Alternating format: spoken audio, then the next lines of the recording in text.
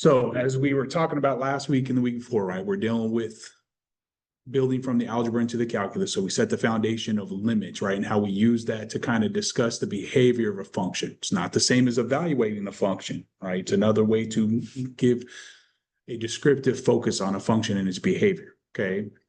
Here I had a piecewise function because one of the things that we added to it was talking about continuity. All right, so as you work with this function, what's one thing we should go to first to make sure that we can even start the process?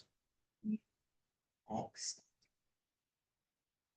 All right, what are you trying to do when you're doing that? That's just so you can see what both f of x values are at their limit. So you're just trying to, are you doing the limit or are you evaluating the function? You're evaluating. All right, so remember here, I agree with evaluating the function, but since the function, how many outputs should we have? One. For each input, there's only one, right? So that's where these pieces come in, right? So make sure you remember, hey, this is definitely a good idea. If I can't actually evaluate the function, then the next step would be to describe the discontinuity, right? Well, the good news here, we have the less than or equal to. Okay, so we can plug in 3. Just make sure you see here. We're going to use that first equation that we were given.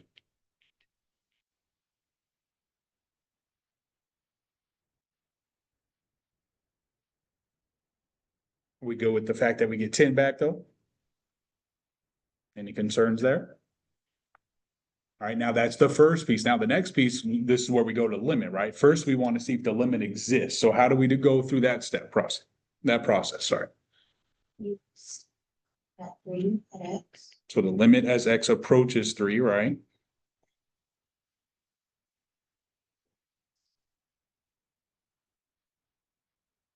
Okay, so this would be one area y'all that you want to make sure that in order to do the limit existing part, we need to look at the left hand and the right hand.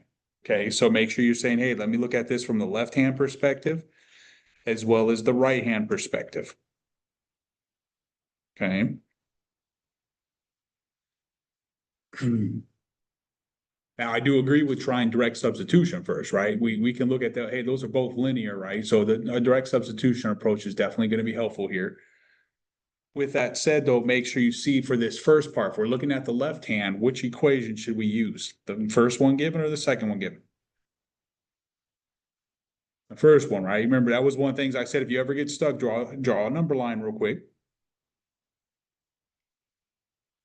And this is where our x value is 3. So we want to use the x values that are left of that to kind of describe what's going on. Well, those are values less than 3. Okay. We're going to look at all those x values to kind of determine what the limit is pointing to. Okay. With that said, through direct substitution, would we all agree that we still get 10? Okay, that's going to be the one that kind of matched what we just did with evaluate. Okay. From the right-hand side, though, we just have to make sure to use what? The second one, right? Those are those values that are greater than 3. Okay, that's going to be the right-hand side. And again, direct substitution works out kind of nicely. And the one thing we do like to see here is what?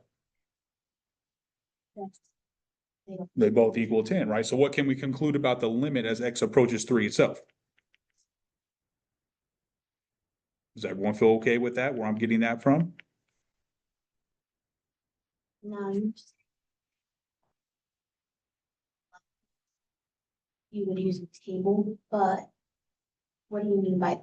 Like, why would it, like, how would you input that? Would you go to 2.9 or something? Or? If you choose to use a table, right, then you said left-hand side? Yeah. So if you're doing the table for the left-hand side, if I zoom in here real quick, I would do stuff like, hey, f of x, we can do 2, 2.5, 2.9, and just like 2.9999 or something like that, just to see what happens as we get closer. Okay. Now, remember though, the table approach is something that's always a good go-to, but here the direct substitution was definitely the way that would help make this a little bit smoother, right? A little bit quicker. Okay. Remember, you could have went and graphed both of these too, right? A graph is another way that we could also try to approach that. Okay. Now, are we done though? All right. So what's the last statement we need to make? All right. I would also make sure to put that, hey, the limit as x approaches 3 of f of x is the same as f of 3.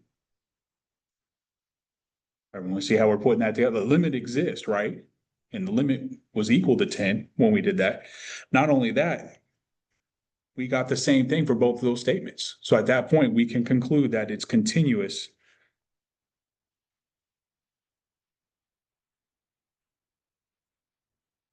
At x equal to 3. Okay. Any questions or concerns with that one? Hopefully you're working on each of these steps, right? Because as far as the test is concerned, if I ask you to show that it's continuous, you need to build the cases to support your conclusion, right? We're showing the evidence that supports that. Okay, so this wouldn't be a problem that like yes or no, and then you get full credit. You got to show the supporting evidence to your conclusion. Okay. Any questions before we move forward? Are we feeling okay with limits though, from the different perspectives we looked at it? All right. Now, we will continue with different things as far as limits are concerned, but we also want to start going into the rates of change perspective as well. So I have a function here that I have graphed for us, okay? The first thing, copy this function down. If you want to copy the graph down as well, that could be helpful for you.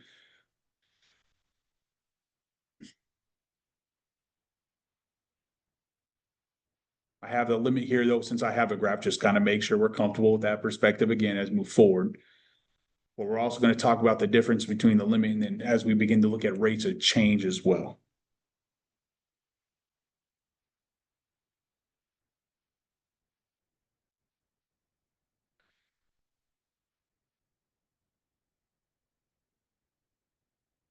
Now, what type of function are y'all copying down right now?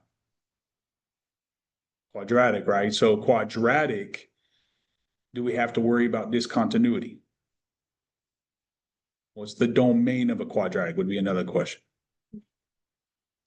So all real numbers, right? So at this point, hey, I've worked with quadratics. I know that the domain's all real numbers.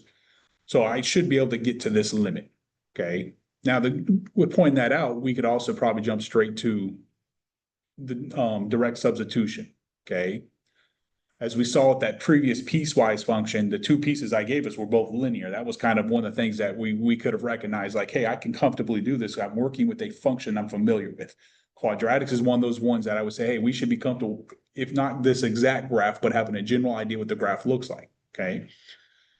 With that said, though, graphically, right, if I wanted to look at this, the key is just to make sure that when dealing with limits, make sure you focus on the x value that you're working with, okay? With that said, what value do all the points on the left-hand side point to? So this would be us like looking at the limit as x approaches, sorry. The limit as x approaches the -1 from the left side, right? Does everyone agree with 6 though? Is there any concerns with that, where we're getting the 6 from? Kind of looking at that point specifically. All right, does it change if we look at it from the right-hand perspective?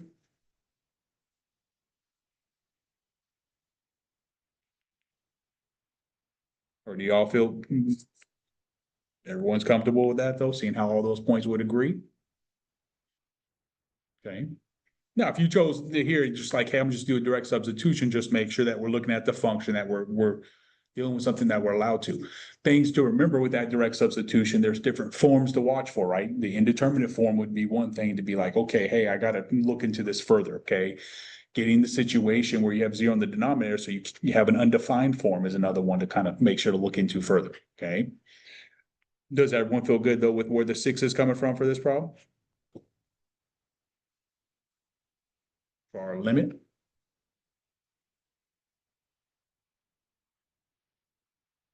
All right.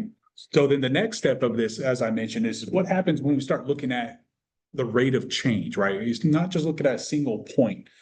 But what if I say, hey, let's pick 2 points out of this. Let's pick this point down at the bottom and this point at the top, okay? What happens as I go from left to right when we look at those 2 points? It increases, right? Something that we did look at previously in college algebra, right? Talking about functions increasing and decreasing. Now, the average rate of change is nice because we can look at these 2 points and we can get an actual value, right? A fractional value that tells us how much that rate is changing over that given period of time, right? Now, the reason we call it the average rate of change is that line I just drew is the same as the graph. So when you compare this line with the graph itself here, are they the same?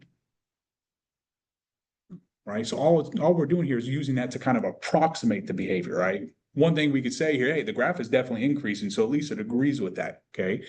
One thing we like to compare though as we deal with this, what if I pick two different points? What if I go down here and say, hey, start at this same point, but pick a point that's a little bit lower here? All right. Now, we still only get an average rate of change, but what do you notice about the line in the graph itself compared to the other one?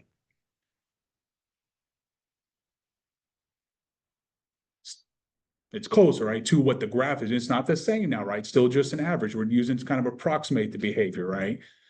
But this is one of the things that we're going to look into as we build forward in this is kind of connecting this thing that we've used in the past to describe, the increasing or decreasing of a function.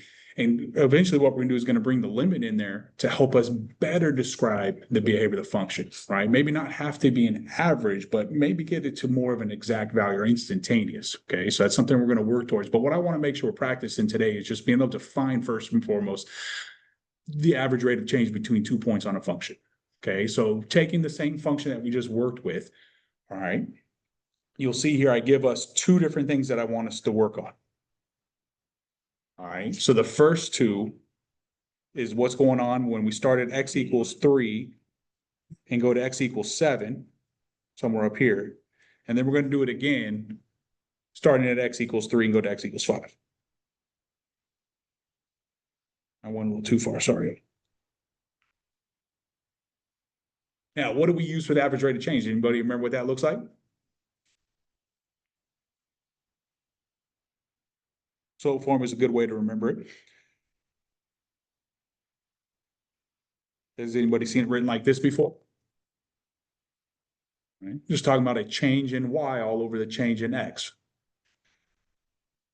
The slope formula, though, you might remember it that way. Now, the reason I don't use the word slope formula here, because that's usually for a very specific situation, right? We say slope formula, that's the context of a line.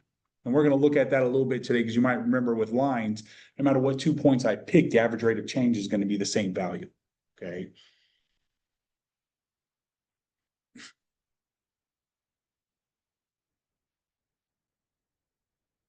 So what you should be doing now is go try to calculate f of 3, f of 5, f of 7, and let's get those two rates of change.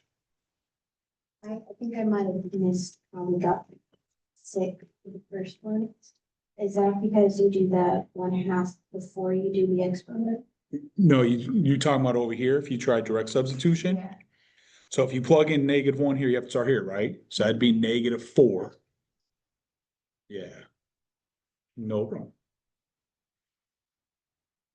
But make sure also, as you take this perspective, I use kind of the graph to help us visualize that as well, okay? Where there only says it is single substitution and not a graph way for basic work. Yeah, like I said, I use this just to review the graph because I don't think we did a graph one on Friday. I think we focused more on walking through different situations, okay? Yeah, but know that I'm probably gonna give you a problem that is just a graph possibly, right? So you need to know how to do it both ways, okay? Here I was leading to the next step, right? Yes. Making sure to say, hey, let's make sure we know how to build it for the average rate of change as well, okay? So I wanted a function that we kind of looked at and we can use it moving forward, okay? Oh, if you haven't caught on to it, you can plug these numbers in, but I gave you a graph for those integer points with integer values at each of those points. So that helps as well, okay?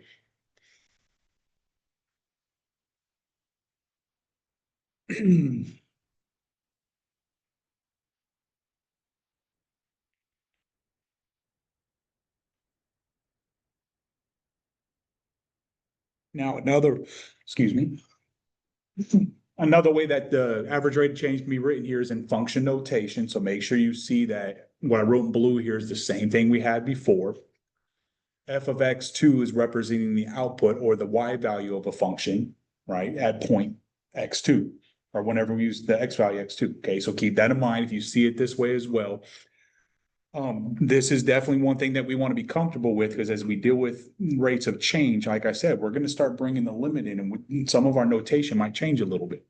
Okay, so this is for us looking at it from perspective of an average rate of change to approximate what's going on. All right. Now, with that said, if we look at that first pair of values, we said x of 3 and x equal to 7. Are we good with this being 3 comma negative 2? All right, then if we plug in 7, that'll give us 7 comma 6. We good with that? We plug in the 5, then are we good with it being 5 comma 0? Any concerns where I'm getting those values from? All right. With that first pair, then the average rate of change that we find will be 6 minus negative 2 all over 7 minus 3. So through some simplification, are we good with getting an average rate of change of 2?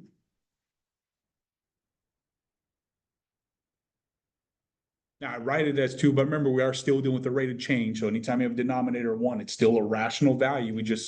It's better to write it as an integer value, right? Make it easier to work with. Any concerns of going through that process?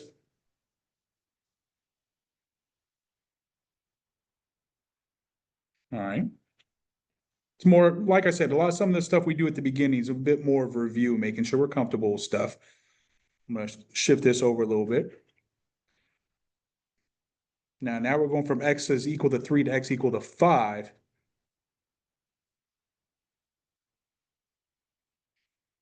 So this would be 0 minus negative 2 all over the 5 minus 3. So 2 over 2, which is equal to 1. Are we in agreement with that? Now, as far as those rates are concerned, 2 and 1 are both positive values. Should they have been positive right now? So if we look at this again, I kind of drew it out before. Get this out the way. As we go from x equals 3 to x equals 7, should I have a positive rate of change? Yeah, right.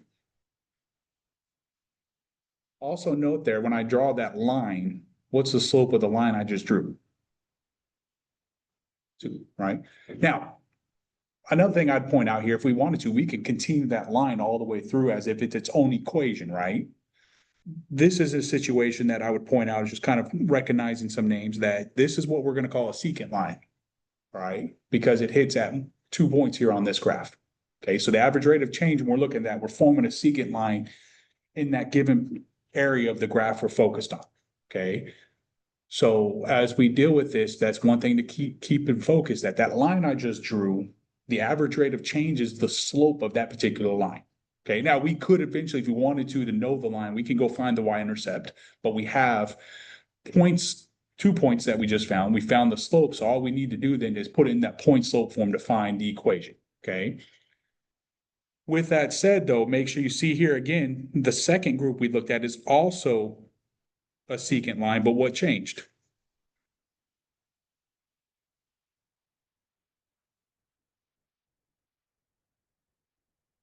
What happened to the slope, though, is what I should focus on with that question. So as you compare the first pair of values to the second pair of values, what happened to the slope? Is it still increasing? It's not increasing as fast, right? The slope is smaller. It's still increasing, right? Because it's a positive 1. Is everyone comfortable with that? Positive rate of change means we have a positive slope, or it's an increasing function. Okay. Make sure you see, though, as mentioned, it does decrease how much it's changed, and it's also getting closer to the graph. Now, could we get this to the point where both of these points were exactly the same? Would we be able to do that? So if we just say, let's pick x equals 3 and plug it into itself twice to the rate of change formula, right? Wouldn't that give us -2 minus -2? all over 3 minus 3. What does that give us? It gives us an indeterminate form, right? So we're gonna need something to help us work through this. That's one of the things that we're building towards is, hey, I can find the average rate of change, but we're limited from an algebra perspective, what we've seen, especially in our college algebra course, for what we can deal with moving forward. Okay, so keep that in mind. This is where limits are gonna begin to help us. Any concerns though with the average rate of change here? All right. Now, this one I just put in function notation, so make sure you're comfortable with the function notation. I also given us a linear function here, so go ahead and do the first one, but also notice the second one, I wrote it a little bit differently. Got it?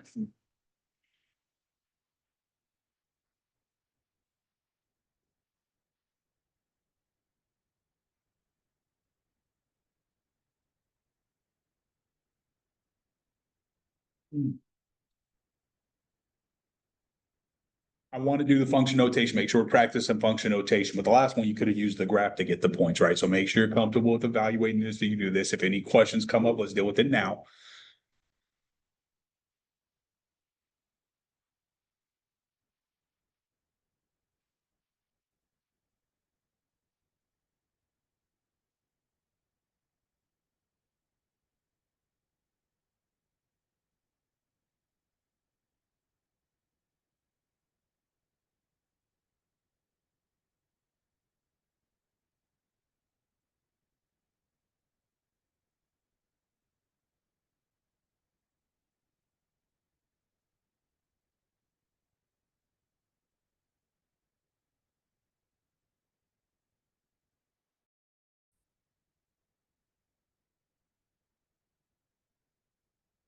What y'all get for f of -3?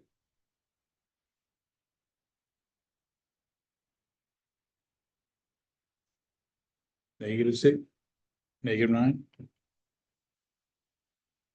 We good then with 1 for f of 2? Are we in agreement there?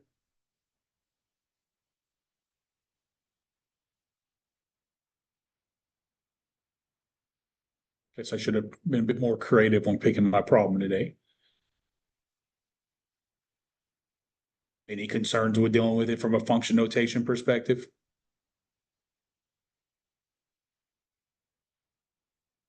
What I hope you take from this as well is that kind of visualization of what we just did on the last problem. We may not have a graph here, but just kind of picture that as you're dealing with this, right? The difference with this function, though, instead of a quadratic, what type of function do we have? Linear. So should we be surprised that it gave us a 2 when we were done? No, right? This is where we go back and look at linears. We could have wrote this in the form of mx plus b, right? This is the slope formula, just we're talking about the perspective of average rate of change right now. Okay, as mentioned, you might already know that, like, hey, this is a slope formula. So just note, see here that, like, hey, I should have expected 2 here from that word. That shouldn't be a surprise.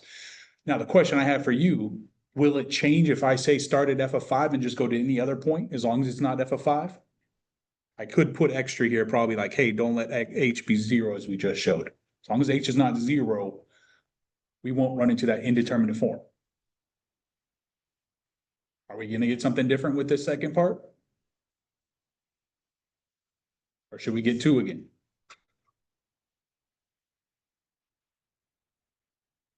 Let's look at it.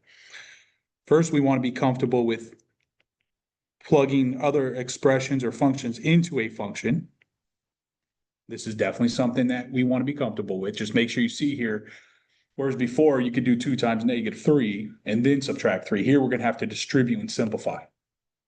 So with this problem here, whenever you deal with that f of 5 plus h, make sure you see that through the distribution and simplification, right? We get an expression we can work with.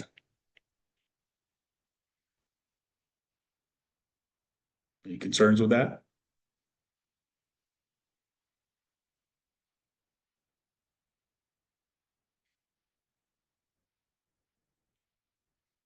Now, the reason I deal with that first, right, is to go through the process of dealing with the part that had the variable, right? Plugging in 5, what do we get? 7?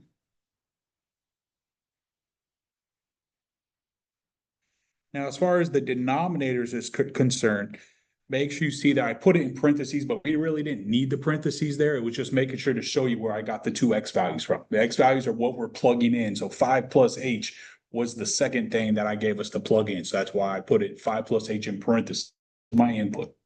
Okay. The same way on this first one, though, I put -3 here. It's because, hey, that's what I was plugging into the function. Okay. With that said, what do you notice about these that works out nicely?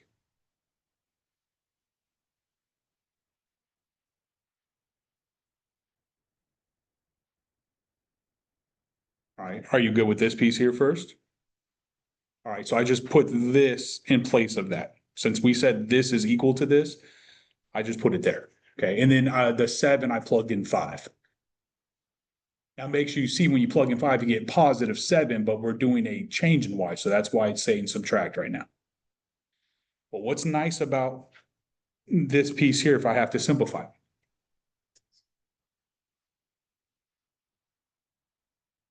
what happens to these?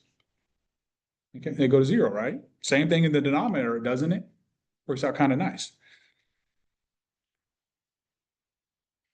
So if I do that work to cancel those to 0, right? I get 2H over H. What's nice about that? I could divide out H to 1, right? Whatever H is, a number divided by itself, as long as H is not 0, of course, right? If we had the same point here, we'd get that indeterminate form.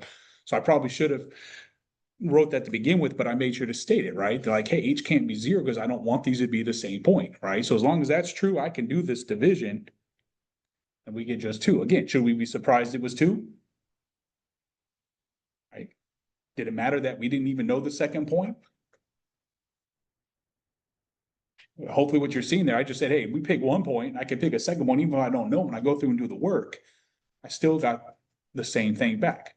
Of course, it was nice because we're working with a line, right? Where, as we've learned in previous courses, the average rate of change and the slope because of the characteristics of a line are the same, okay? Any concerns with that, though, the second one? Well, this might bring you to something you remember, this one. All right, and that's the difference quotient. Okay, hopefully you see I got the same function, but I want to make sure we practice using the difference quotient.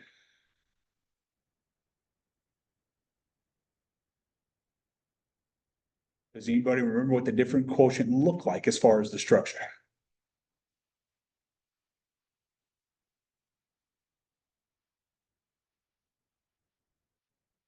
All right, so the good news is the difference quotient comes from the average rate of change. All right, but make sure you see here, we could treat this as one point. And if we follow the pattern that we just did, we'll use the second point as f of x plus h. All right, we don't know technically the first point. We could declare it later if we want. As we saw in the previous problem, we could have just said f of 5. But f of x, right, would be the entire function, how it's defined. So any x value I pick, hey, this is the pattern it follows. Okay. With that said, a second point then would just be plus h from this previous one. Just remember again, when I say that, we're also saying h can't be 0. All right. Otherwise, we would just have the original function that we were working with. With that said, the difference quotient, if we look at that pattern we just saw before, would be f of x plus h minus f of x. The denominator would be x plus h minus x. Now, the nice thing about it and why we call it the difference quotient is what's always going to happen in the denominator. Yeah, as we saw previously, right? As we looked at this problem here, the 5's canceled. Everyone follow that? So know that when we deal with the difference quotient, you'll see it presented as just all over h. If you ever get stuck, just remember, hey, average rate of change, I could have just plugged it all in and did the work. This just saves you one little step to remember, hey, difference quotient, just put it all over h because the x's would have dropped out to 0 anyways. Okay. Everyone comfortable with that? Now, what you'll see here, though, oftentimes you do the difference quotient, we have to go find one piece. Okay. We'll be given a function. Well, hey, I got to go plug x plus h into that function to get the second part that I need here. Okay. So let's go find that. What I hope you see, I'm going to do this one a little bit quicker is because it looks kind of more like the previous problem we saw.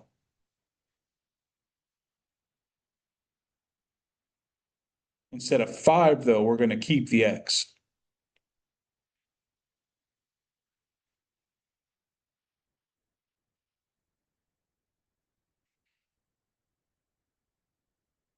And all we'll be able to do here is distribute. Because remember, last time we had 2 times 5, which was 10, and then we could do some subtraction. So here, all we could do is distribute. And that's gonna be as much as we can simplify, okay?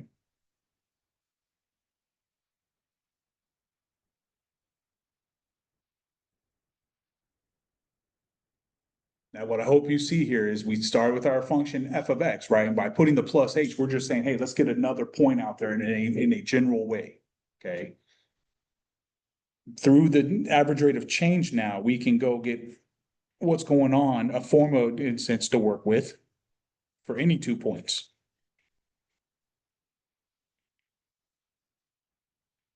So that was f of x plus h that we just simplified to get to.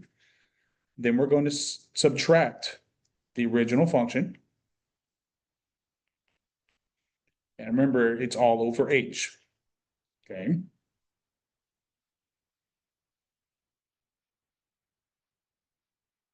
What do we have to be careful of, though, when we're using this step? Or we're moving forward here?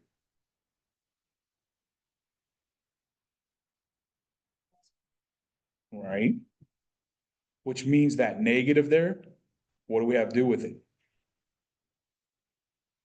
Everyone follow that? This is definitely one of those areas, be careful when you're dealing with the difference quotient. You should expect stuff to drop out here, right? There's gonna be different problems we can look at as far as simplifying is concerned. We've looked at some of those situations, like when there was a radical in a fraction. We looked at what we call rationalizing. I think I had in the numerator, we'd call it rationalizing the numerator. Okay, so that was a way for us to work through the limit, right? That might be something you have to deal with the difference quotient from time to time as well. So keep that in mind. With that said, though,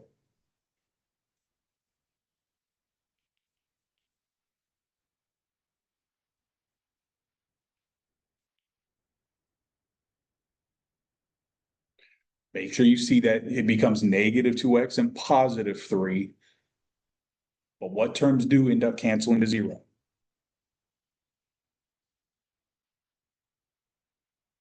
It's not a race.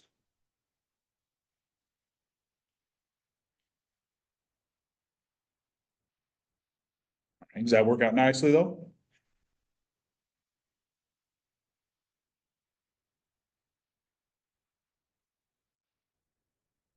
Does it look any different than what we had before, I should say?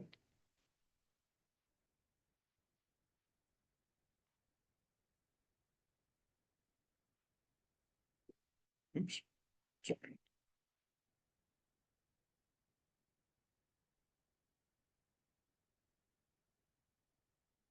Now, should we be surprised it worked out the same way here? 2h over h? Hopefully, which I did the same function, right?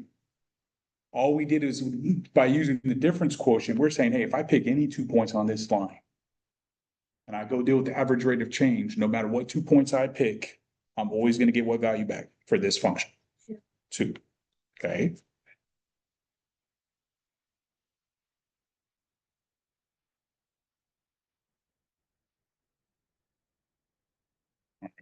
Now, hopefully you saw though from the quadratic that we dealt with though, the average rate of change will not work the same way. That doesn't mean we can't follow the same pattern though. Okay, so is there any questions with this one before we look at a quadratic?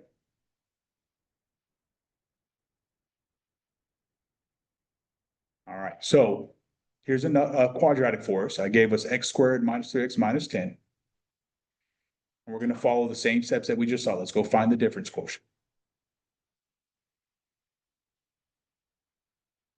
What do we need to find first to do the difference quotient? Right? Right? Yeah, g of x plus a. The idea is go plug x plus h in, right, to our function. We were given a function. This would be something that we need to go find ourselves. Now, the one thing I would say as you start to work with different functions, be careful with your simplifying skills. Okay. Now, some of you, you might already be comfortable with difference quotient, plugging everything in at one time and doing all simplification there. That's fine. I like to make sure I have both my pieces first and then go to, that's all. That's just my own pattern of behavior. okay? Oops. Just make sure you plug into every X value, not do what I just did. Sorry. With that said, though, we've talked about it before. What do we do with this?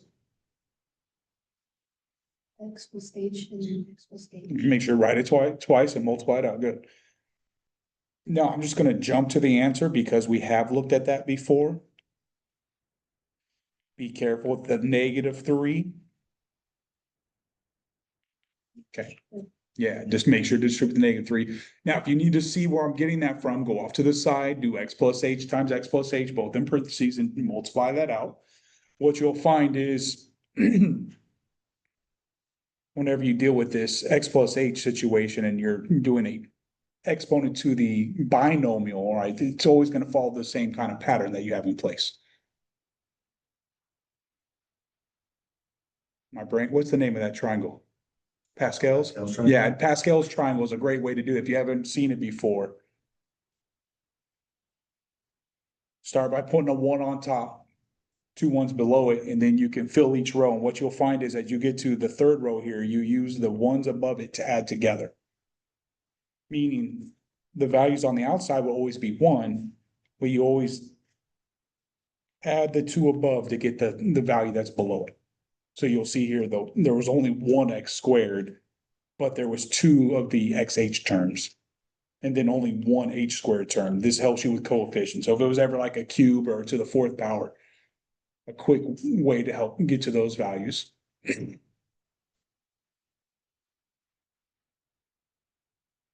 Is everyone comfortable though where I'm getting that new expression from for our function that we're trying to find?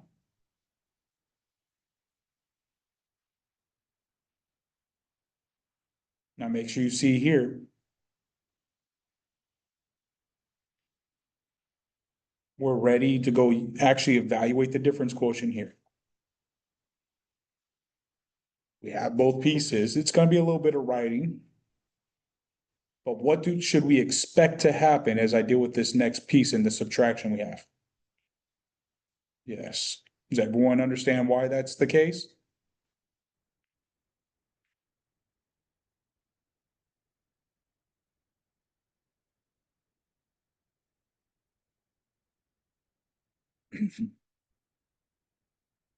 Now, for the sake of space and time, make sure you see here again, we're going to distribute that negative. So all the signs there are going to change.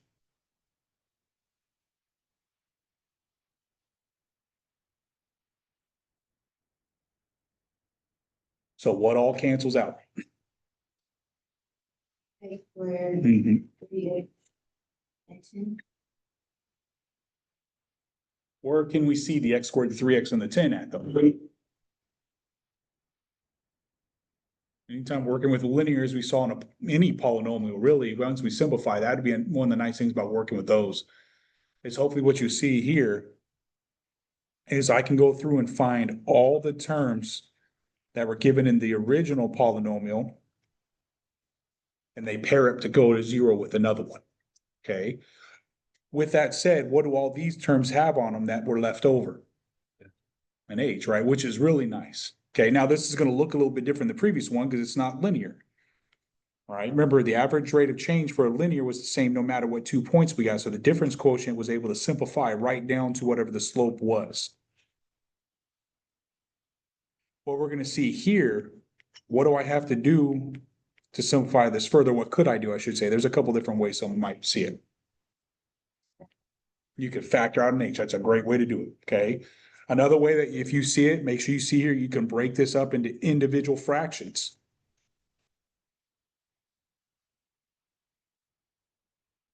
If that's something that you prefer there, definitely understand, hey, I can just put that h under each one. It's an individual fraction, okay?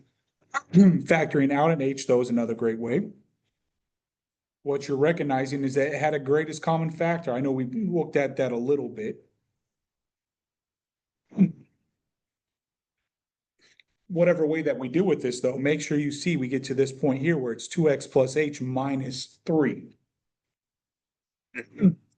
The big difference here is I have an x term left over, And I actually have an H term left over. What number would we like H to be though?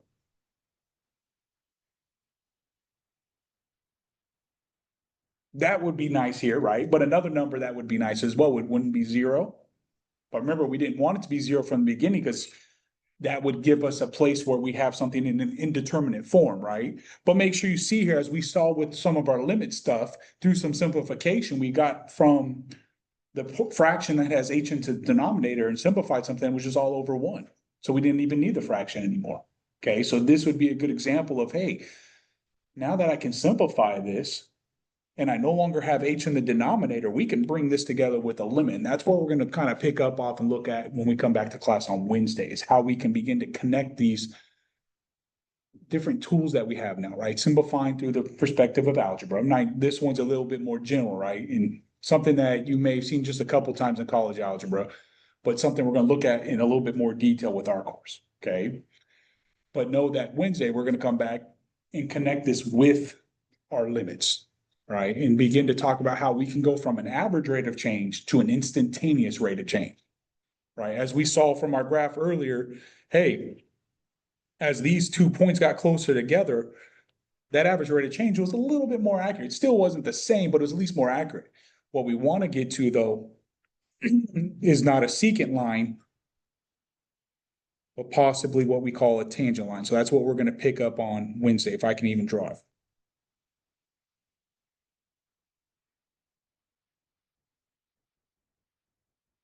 It's not letting me draw, but the idea of tangent line, it's only going to touch the graph at that one point, and it's going to help us go to that local area of the graph and have an instantaneous rate of change. Any questions or concerns though with the difference quotient as we finish up? Hopefully what you see, this is definitely a problem that's like, okay, it might be a little bit of writing going on with this type of problem, but pay attention. Remember, we should expect it probably to simplify because we're picking functions that we can work with, right? We're not going to pick something that's going to take more work to deal with it from other perspectives, right? We're going to practice using functions that we've looked at as far as simplifying is concerned. So make sure you go back to some of those limit problems and review those as well, okay? So that's going to be one thing that I encourage you to do. Some of the work we've done with limits already. Hey, how did I simplify this? I might need to do that again with here, okay? This time it was just a GCF for factoring though, so it was kind of nice, okay? Any questions though as we finish up? All right. If I haven't got you for the role yet, make sure you see me before you leave. If you don't have any questions, though, have a great day and I'll see y'all Wednesday.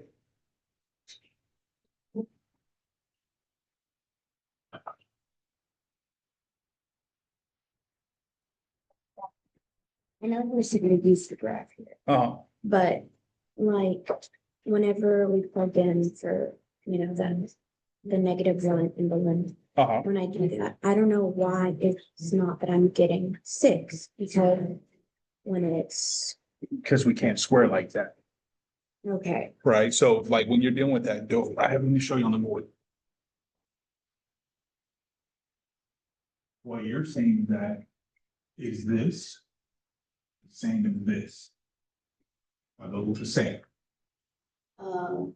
would it not be? Remember, as you pointed out, we want to keep our H out. Say it right. I got you. Have you heard anything back, Bobby? Have you heard anything back from your stuff? You need to go get on them about it, okay? Because like I said, I talked to the chair, so make sure we go get that. Figure out where it's at. All right, sounds good. Got a question? Yeah. All right, give me 1 second. So remember, when we write this twice, that would be a squared plus 2ab, b squared, and not Oh, right. that. So we need to use order of operations. So Okay, do this first and then go square. okay. Gotcha. So if that were the case. It would be.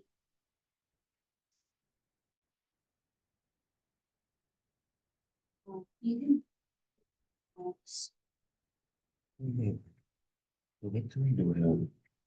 For this, You would do Friday. You can still work on it, because I put it until, I want to say someday next week, but it was due Friday. Okay, thank you. No problem. Now, make sure you understand to do the quiz, you need to go do that one and 1.2, okay?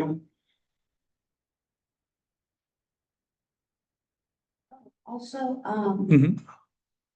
I did end up doing the syllabus thing and the introduction.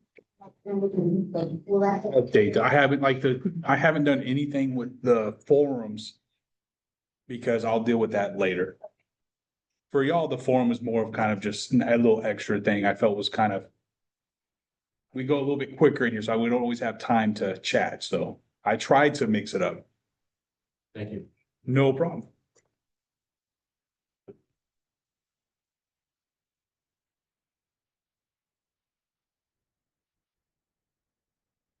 Am I doing too much with them with that difference quotient stuff? I've changed a little bit from what I did last semester. So. It's fine.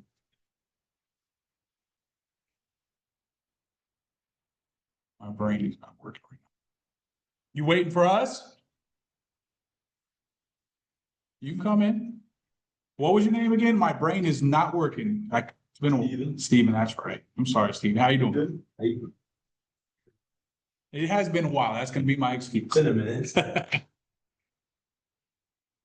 What class you in now? Basics, this, Fun. there, it was rotating me through all the maths. You're just gonna do a math major after this, right? All of. I took elementary statistics at Southeastern, apparently that wasn't good. I know there's some weird transferring things that because don't we have 3 courses, David? For what? Stats, that just depends on where you're transferring to or from. Well, we technically have 2 that I know of, 2 tracks. One of the tracks has a first and a second. That's maybe why you're thinking there's 3. Yeah, that's the way I'm And looking. then there's the other one that's just a lot of the same stuff, doesn't get as far, but covers a little more than the first half. I got you. That's more of what I'm thinking though. Yeah. Did you see the difference though? That's just one of those little things, just kind of like, oh, I hadn't thought about that. You know, you can have that thing draw some graphs for you quickly, huh? Yes. Like actually, whenever I do my notes or anything like that, like. So you did have that. Okay, I was wondering, I was like, you got that graph quick. Sure. Good notes is It's the a best. good.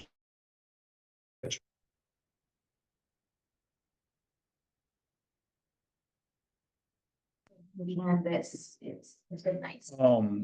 One thing that I'm gonna try to do, but you might like, is you can start to